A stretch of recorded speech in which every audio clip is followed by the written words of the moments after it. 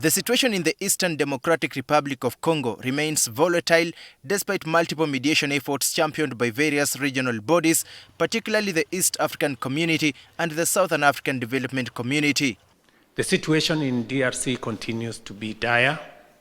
There is a humanitarian situation, there is a serious security situation, and instability that not only affects Eastern DRC, not only affects DRC and Rwanda, but also affects our region.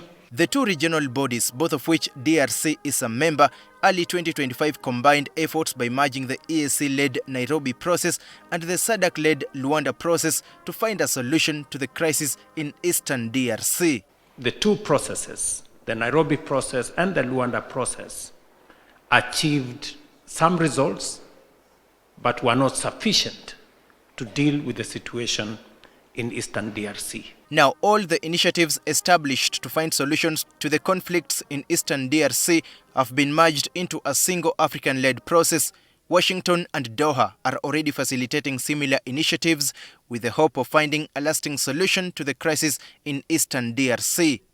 We believe with this process now, the Washington Agreement or Peace Accord and the agreement in Qatar find a mechanism of alignment with the African-led process. The East African Community Secretary General believes that the multiple talks facilitated by various mediators, both in the region and outside the African continent, could eventually lead to the restoration of peace in Eastern DRC, and guns in Africa's second biggest nation could go silent sooner rather than later. A challenge cannot have a single solution.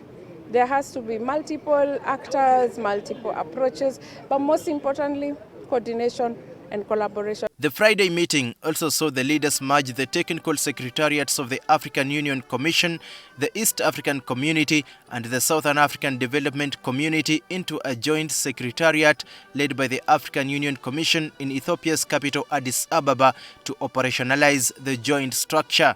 It was also resolved that the terms of reference should be consolidated, so that we are asking the facilitator to carry out the same thing. Not what is the role that the mediator will assign, what is the role EAC will assign, what is the role SADC will assign, what is the role AU. Look at the various opportunities for engagement and collapse them into one document of merged TORs. There are high hopes that the new plan could succeed where previous initiatives failed and that peace can reign in Eastern DRC. It is just a matter of time before the results of this plan are seen. Daniel KIBET, NTV.